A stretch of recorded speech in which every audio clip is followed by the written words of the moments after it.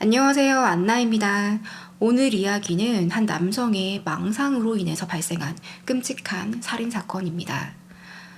플로리다주 벨레그레이드라는 곳에서 발생한 사건이고요. 2020년 3월 23일 51세의 여성 그레첸의 가족들과 친구들은 그녀가 코로나 바이러스에 감염되었다는 소식을 문자로 접하게 되었습니다. 당시 2020년 3월부터 WHO의 팬데믹 선언 이후에 코로나가 전 세계를 휩쓸고 있었죠. 북미도 마찬가지였습니다. 사람들은 밖으로 외출을 하지 못했고요. 슈퍼마켓에 가면 물건이 동나고 있는 상태였어요. 그레첸의 가족과 친구들은 혹시나 최악의 상황으로 가서 그녀가 사망을 하거나 딸이 홀로 남겨질까봐 상당히 걱정을 했다고 해요. 굿모닝. 오늘 아침 일찍 코로나 바이러스 양성 판정을 받았어. 적어도 2주 동안은 여기서 지내야 한대. 바이러스 검사 한 라인과 논의를 했고 지금은 주티컵 메디컬 센터에 응급실에 입원해 있어. 그녀는 자신의 12살 딸 에이바에게도 문자를 보냈는데요. 원래 둘은 함께 살고 있었어요. 엄마와 딸은 같이 지내고 있었는데 다행히 이때는 딸 에이바가 전 남편, 친아빠의 집에서 시간을 보내고 있었을 때였습니다. 그녀의 상태가 안 좋아질까봐 걱정을 하면서도 그래도 한라인과 잘 연결이 되어서 병원에서 잘 치료를 받고 있구나 라고 생각하며 안도하고 있었어요. 이렇게 며칠이 흐르자 가족들은 좀 이상한 점을 발견합니다. 그레첸이 자신의 상태를 문자로는 계속 알려주고 있지만 단 한 번도 전화통화를 한 적이 없었던 거예요. 전화를 하면 안 받고 문자를 보내면 답이 오는 거죠. 그래서 가족들은 점점 이 문자가 정말 내 딸 그레첸이 보낸 것이 맞는지 의문을 갖기 시작합니다. 3월 26일 그녀의 마지막 목격일로부터 6일이 지난 다음 날이었어요. 가족들의 신고로 경찰이 그녀의 집을 수색합니다. 그녀의 집은 플로리다주 주피터에 있는 아바코아 타운하우스라는 곳이었는데요. 당시 경찰이 그녀의 집에 갔을 때 그레첸은 집에 없었어요. 아무도 없었어요. 그리고 이들은 몇 가지 수상한 흔적을 발견을 하는데요. 먼저 세탁실에 있는 건조기 위에서 최근에 사용한 것으로 보이는 타올을 발견합니다. 이 타올에는 먼지가 가득했고요. 뭔가 걸레처럼 바닥을 닦은 듯한 흔적이 발견되었던 것입니다. 그리고 두 번째는 집 안에서 마당으로 가는 문에 있는 열쇠 구멍에 있었어요. 이 열쇠 구멍 속에 열쇠가 부러진 상태로 그대로 꽂혀 있었는데요. 아마도 누군가가 다급하게 이 문을 열려고 했고 그 과정에서 이것이 부러진 것으로 추측이 되었습니다. 그리고 마지막은 청소를 한 흔적이었습니다. 마당과 차고에는 매우 강한 표백제 향이 나오고 있었고요. 특히 바닥에는 그 독한 세정제로 청소를 한 듯한 비눗물 자국이 있었습니다. 얼마나 많은 양을 뿌린 것인지 그 차고 안에서부터 야외에 있는 보도블럭까지 그 비눗물 자국은 연결되어 있었어요. 뿐만 아니라 그레첸의 침실에는 그녀의 액자가 깨진 상태로 바닥에 널브러져 있었습니다. 또한 그녀의 집 곳곳에 설치되어 있던 CCTV는 모두 망가진 상태였어요. 경찰은 이 모든 사실을 그레첸의 가족들에게 전달했습니다. 그러자 가족들은 우리 딸에게 무슨 일이 생긴 게 분명하다라는 것을 직감적으로 알 수 있었어요. 하지만 그래도 한 가지 희망이 있었습니다. 그레첸이 자신이 병원에 입원해 있다고 문자로 알렸었잖아요. 그래서 우리 딸이 병원에 있을 수도 있으니까 함께 한번 가봅시다 라고 경찰에게 제안을 해요. 그렇게 경찰과 가족들은 그녀가 자신이 입원했다고 밝혔던 주피터 메디컬 센터로 향합니다. 다행히 그곳의 주차장에서 그레첸의 차량이 발견이 되었고요. 가족들은 병원에 입원해 있구나. 그래, 우리 딸은 여기 있을 거야 라고 안심을 하고 기쁜 마음으로 병원 안으로 향했습니다. 그렇지만 그레첸은 그곳에 없었어요. 병원에서는 그레첸이 이 병원에 방문한 적도 입원을 한 적도 없었다고 알렸습니다. 그럼 도대체 그레첸은 어디에 있는 것일까요? 아팠던 것은 맞을까요? 정말 코로나 바이러스에 감염된 것도 맞을까요? 가족들은 매우 혼란스러웠습니다. 먼저 경찰은 버려진 그레첸의 차량 미니쿠퍼 안을 수색을 했는데요. 그러자 그 안에서는 그레첸의 지갑이 방치된 채로 발견이 되었습니다. 그리고 병원의 도움을 받아서 주차 당시 장면이 담긴 CCTV 화면을 확인할 수 있었어요. 그런데 놀랍게도 주차한 뒤에 그 차량에서 내린 사람은 그레첸이 아닌 의문의 키가 큰 남성이었습니다. 그녀의 가족들은 그가 누구인지 바로 알 수 있었어요. 저 사람은 우리 딸의 전 남편이에요. 사실 그레첸에게는 2번의 이혼 경험이 있었습니다. 그녀의 12살 딸은 첫 번째 남편 사이에서 낳은 아이였고요. 2015년 그레첸은 이혼 후 재혼을 하면서 딸과 새로운 남편과 함께 살게 되었어요. 하지만 그녀의 2번째 결혼 생활도 행복하지는 못했습니다. 사건이 일어나기 한 달 전 또 다시 이혼을 하게 된 건데요. 당시 딸은 친아빠와 좋은 관계를 유지하고 있었기 때문에 한 번씩 그의 집에 가서 아빠와 시간을 보내고 있었던 거예요. 그리고 그레첸의 차량을 병원에 주차하고 내렸던 이 의문의 남성은 바로 그녀의 2번째 남편 데이비드 안토니였습니다. 데이비드는 지역 피트니스 센터에서 일하고 있는 트레이너였어요. 이 둘은 트레이너와 수강생으로 만나서 그들의 관계는 점점 발전했습니다. 그리고 이들이 결혼을 하고 2년간은 행복하게 지냈다고 해요. 남들처럼 평범한 가정을 꾸리고 있었어요. 특히 딸 에이바는 데이비드에게 아빠라고 부르기도 했고요. 데이비드 또한 정말 친딸처럼 아이를 보살폈고 자전거를 알려주기도 하고 같이 놀기도 하면서 좋은 관계를 유지하고 있었습니다. 하지만 시간이 지나면서 그들의 관계에는 점점 금이 가기 시작했어요. 둘은 자주 다투게 되었고요. 그럴 때마다 데이비드는 입에 담을 수 없는 험악한 욕설을 하기 시작했습니다. 그런데 데이비드와 그레첸의 다툼의 가장 큰 원인은 데이비드의 이상한 행동 때문이었습니다. 2018년 그들이 결혼한 지 3년이 되었을 때 데이비드에게서 눈에 띄는 이상한 행동이 보이기 시작했어요. 그가 갑자기 지구가 종말하는 것을 믿기 시작한 거예요. 한날은 짐을 싸들고 통조림이랑 인스턴트 음식 이런 것들을 싸들고 집을 나간 거예요. 얼마 뒤 집으로 다시 돌아오긴 했지만 이런 모습을 봤던 그레첸은 남편이 상당히 걱정이 되었던 거죠. 그리고 그녀는 남편의 이런 이상한 행동에 대해서 친구들과 함께 상담을 하기도 했습니다. 그녀가 친구들에게 보낸 메시지를 보면 이런 말을 해요. 나는 평소에 카메라로 남편이 지켜보면서 그가 잠들길 기다려. 그리고 그가 잠들면 아래층에서 칼을 가지고 온 뒤에 내 베개 속에 넣어놔. 그레첸이 데이비드의 행동에 대해 상당히 두려움을 느꼈던 것으로 보여요. 그러나 그의 이런 행동은 점점 더 불규칙적으로 변했고 나중엔 그가 어떤 무서운 행동을 할지 예상조차 할 수 없게 되었습니다. 이런 이유 때문에 이들의 결혼 생활 5년 동안 6개월 정도는 헤어진 적도 있었습니다. 하지만 다시 돌아온 남편을 그레첸은 받아주었고 이들은 힘들게 이런 결혼 생활을 유지하고 있었어요.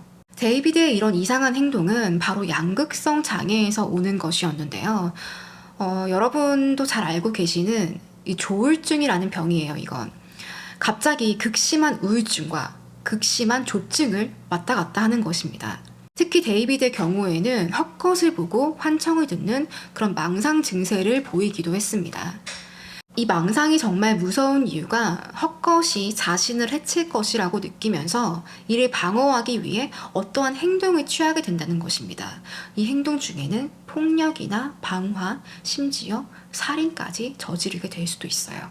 데이비드는 어렸을 때부터 이러한 증상을 가지고 있었는데요. 이 증상은 그가 성장하면서 자신의 신체 건강에 집착하는 것으로 변해갔습니다.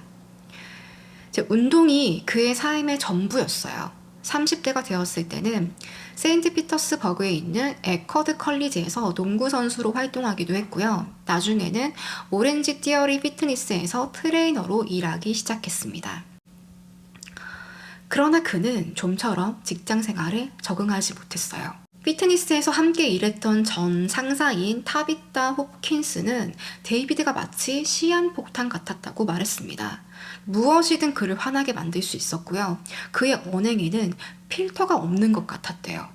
그러니까 매우 감정적이었고 극도로 참을성이 부족했고 당연히 트레이너로서 고객들을 상대하는데 상당히 큰 어려움이 있었을 것으로 예상이 되죠. 2017년 결국 데이비드는 이 피트니스 센터에서 해고되었습니다. 하지만 이 상사 타비타의 도움으로 2019년에 다시 고용이 되었어요. 그러다 데이비드의 인생에 매우 큰 영향을 주는 사건이 발생합니다. 2020년 전설적인 농구 선수인 코비 브라이언트의 비극적인 헬기 추락 사건이 발생한 것이죠. 데이비드가 농구 선수로 활동을 하기도 했었고 이 코비의 엄청난 팬이었대요. 가뜩이나 정신적으로 불안정한 상태에서 이 데이비드에게 코비 브라이언트의 사망은 너무나 큰 충격으로 다가왔던 것입니다. 피트니스 센터의 동료들과 손님들은 이 안타까움을 함께 토로하고 그의 슬픔을 위로해 주었다고 하는데요. 데이비드는 이때 거의 정신이 나간 사람이었대요. 갑자기 히스테리컬하게 울다가 화를 내다가 또 웃다가 이 여파는 자신이 코칭하는 손님들에게도 미쳤습니다. 특히 여성 손님들에게 그렇게 공격적이었다고 해요. 2020년 1월 31일 데이비드는 상사 타비타와 문자를 주고받습니다. 자신의 업무가 너무 과중하고 나는 불면증에 시달리고 있어서 나의 스케줄에 조정이 필요하다라는 요청이었어요. 실제로 이 양극성 장애를 가진 경우에 극심한 불면증에 시달린다고도 합니다. 그런데 좀 특이한 게 며칠간 잠을 자지 않아도 이렇게 막 웃으면서 이렇게 밝은 상태를 유지할 수 있는 거죠. 웃을 수도 있고 화도 낼 수 있고. 그리고 얼마 뒤 그는 두 번째 해고 통보를 받습니다. 문자 내용은 이래요. 야, 열쇠 반납하고 나이키 티셔츠, 애플워치 그거 내가 너 일하라고 사준 거니까 다 반납해. 그리고 타비타는 데이비드의 아내인 그레첸에게도 연락을 합니다. 당시 그녀는 내가 지금 데이비드와 이혼 절차에 있고 그가 상당히 정신적으로 문제가 있다라는 것을 말해줍니다. 그리고 데이비드가 곧 코스타리카로 떠날 것이라고 말해주기도 해요. 둘은 데이비드의 이상함에 대해서 계속 문자를 주고받는데요. 둘의 문자 내용을 보면 이들은 이미 데이비드에게 심각한 문제가 있다는 것을 알고 있습니다. 그래서 타비타는 그레첸에게 그를 떠나라고 조언을 해주고 그들의 대화는 끝이 났어요. 그럼 이 시점에서 다시 그레첸이 실종된 상태로 돌아갈게요. 이제 경찰은 당연히 그녀의 전 남편 데이비드를 찾기 위해 수사를 계속 진행을 했어요. 그리고 그의 엄마를 찾아가게 됩니다. 데이비드의 엄마는 나도 그레첸에게서 그녀가 코로나에 확진되었다라는 소식을 들었다라고 말을 해줘요. 그리고 아들이 일을 하기 위해서 코스타리카로 떠났다라는 것도 경찰에게 설명을 합니다. 경찰은 계속해서 그레첸의 행방을 쫓는데요. 그러는 와중에 그레첸의 휴대폰 신호가 발견이 되었습니다. 이제 플로리다주에서 북쪽으로 이동을 하고 있었고요. 아마도 이것은 어쩌면 그레첸이 살아있을 수도 있고 그녀가 핸드폰을 이용하고 있는 걸 수도 있겠다라는 조금의 희망을 갖게 해줬어요. 그런데 데이비드의 전화의 신호 또한 그레첸과 함께 움직이고 있었습니다. 경찰은 어쩌면 두 사람이 이혼 과정에 대해서 논의를 하는 것일 수도 있고 이제 그런 대화를 하기 위해서 함께 이동하는 것일 수도 있겠다라고 생각을 하는 반면에 어쩌면 그레첸이 납치된 것은 아닐까라는 추정도 하게 됩니다. 사실 데이비드는 범죄와 거리가 먼 사람은 아니었습니다. 1997년 그가 대학에 다니고 있을 때 강도 미수로 체포된 적이 있었어요. 그는 당시 물총으로 밝혀진 그 무기를 가지고 사람들을 위협하면서 블록버스터 비디오라는 상점을 강탈하려고 했습니다. 또한 경찰을 폭행한 혐의로 체포되어서 감옥에서 이제 구금이 된 적도 있었어요. 이후에 그는 이름을 바꾸는데요. 원래 그의 이름은 데이비드 안토니 도이치였습니다. 하지만 이 이름을 데이비드 안토니로 바꾸게 돼요. 뭔가 전과자가 되고 나서 새 사람이 되기 위해서 이름을 바꾼 듯한 그런 느낌이 나죠. 또한 그레첸이 실종되기 불과 일주일 전에 그는 플로리다에 있는 한 지역 쇼핑몰에서 10대 소녀들을 스토킹했다는 혐의로 경찰의 신문을 받게 됩니다. 당시 그를 체포하려고 하는 경찰에게 저항하는 모습이 경찰 바디캠에 그대로 찍혔는데요. 이때 경찰은 데이비드의 혐의에 대해서는 이제 입건 처리를 했지만 당시 그는 체포가 되지는 않았습니다. 이렇게 그레첸의 실종 이후 데이비드는 점점 북쪽으로 이동을 했고요. 몇 개의 CCTV에 그의 모습이 촬영이 되었습니다. 그리고 이 장면들은 바로바로 경찰들에게 전달이 되고 있었어요. 한 번은 그레첸의 것으로 보이는 보석을 팔려고 시도하는 것이 포착이 되었는데요. 그가 이렇게 말합니다. 상점에서 이거 제가 사랑하는 사람 건데요. 그 사람이 코로나 바이러스로 세상을 떠났어요. 2020년 3월 27일 데이비드의 휴대폰 신호가 텍사스의 페코스라는 지역에서 확인이 됩니다. 그리고 다음 날에는 뉴멕시코 주에 있는 라스 켈세스라는 곳에서도 확인이 되었고요. 그리고 얼마 지나지 않아 그는 경찰에 발견이 되었습니다. 그는 트럭을 타고 있었고요. 그의 반려견과 함께 발견이 되었습니다. 근데 이 강아지의 이름은 코비 브라이언트예요. 정말 코비 브라이언트의 빅팬이었나 봐요. 그의 트럭에는 여러 개의 가방과 자전거가 실려 있었고요. 데이비드는 그레첸의 실종에 대해서는 전혀 모른다고 말합니다. 그레첸의 언니가 나한테 문자를 보냈는데 그녀가 코로나에 걸려서 병원에서 치료받는다고 했어요.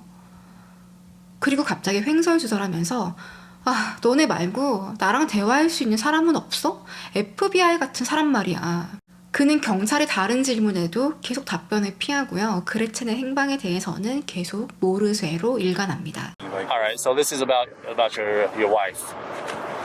Okay, I guess she's been reported missing. Last I heard, she was in a CDC facility getting treatment for coronavirus. When's the last time you talked to your wife? She texted me like after I had got out with the last incident. She was like, plead insanity. Is there like someone with this sounds stupid. In the government or the FBI or someone else I can talk to? 데이비드의 트럭에서는 그레첸의 핸드폰이 발견되었어요. 그러나 공교롭게도 그가 그레첸을 납치, 감금, 살해했다는 증거는 충분하지 않았기 때문에 그는 임시적으로 풀려날 수밖에 없었습니다. 하지만 그에게 주어진 자유는 아주 잠시였어요. 3월 31일 뉴멕시코주 라스 컬세스에서 개를 산책시키고 있던 데이비드는 경찰에 의해 긴급 체포되었습니다. 이후 경찰이 그의 자백을 받아내기 위해서 경찰과 데이비드 사이에는 숨막히는 싸움이 시작돼요. 먼저 데이비드에게 너가 그레첸을 살해한 것을 알고 있다 라고 말하자 데이비드는 그녀는 아직 살아있다 라는 말을 합니다. We have obtained enough evidence to obtain a warrant for your arrest for murder. Okay? I want you to understand that. She survived. 사실 경찰이 그레첸의 집을 수색을 하자 이웃 주민들로부터 몇 개의 제보가 들어왔습니다.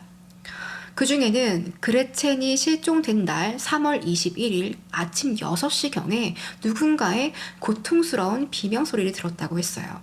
그 주민은 경찰에 신고를 하진 않았지만 그레첸의 집 앞에 주차되어 있는 트럭의 사진을 찍어 두었습니다.